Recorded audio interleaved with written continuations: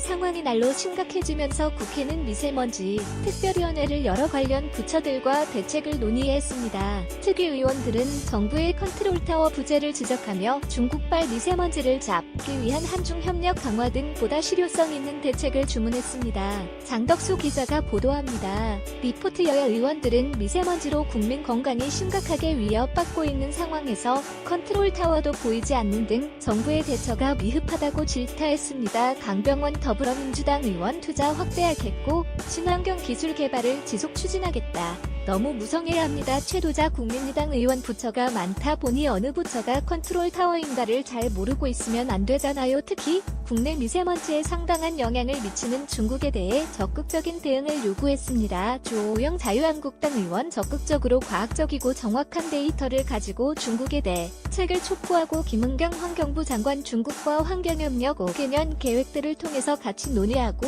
실천하고 있습니다. 미세먼지 저감을 위한 서울시의 대중교통 무료 정책 효과를 놓고도 논쟁이 벌어졌습니다. 홍일표 자유한국당 의원 국민들이 잘 신뢰가 안 간다. 이게 예산 낭비에 그치는 것 아니냐 이렇게 생각하고 김은경 환경부 장관 교통량의 감소 의미가 작지는 않다고 보고 있습니다. 국무조정실은 미세먼지 응급조치로 3월부터 6월까지 노후 석탄화력 발전소 5개의 가동을 중단하겠다고 밝혔습니다.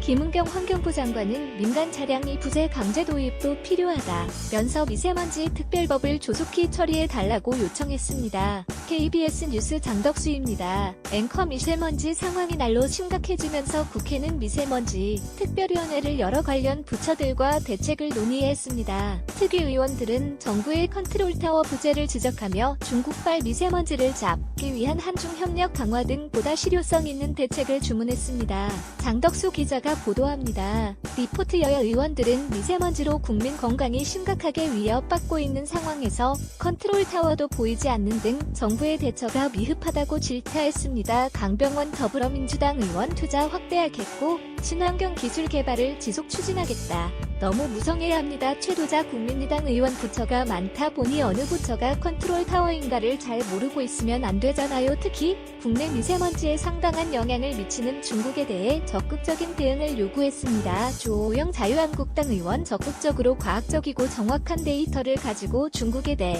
책을 촉구하고 김은경 환경부 장관 중국과 환경협력 5개년 계획들을 통해서 같이 논의하고 실천하고 있습니다. 미세먼지 저감을 위한 서울시의 대중교통 무료 정책 효과를 놓고도 논쟁이 벌어졌습니다. 홍일표 자유한국당 의원 국민들이 잘 신뢰가 안 간다. 이게 예산 낭비에 그치는 것 아니냐 이렇게 생각하고 김은경 환경부 장관 교통량의 감소 의미가 작지는 않다고 보고 있습니다. 국무조정실은 미세먼지 응급조치로 3월부터 6월까지 노후 석탄화력 발전소 5개의 가동을 중단하겠다고 밝혔습니다. 김은경 환경부 장관은 민간 차량이 부재 강제 도입도 필요하다면서 미세먼지 특별법을 조속히 처리해달라고 요청했습니다. KBS 뉴스 장덕수입니다.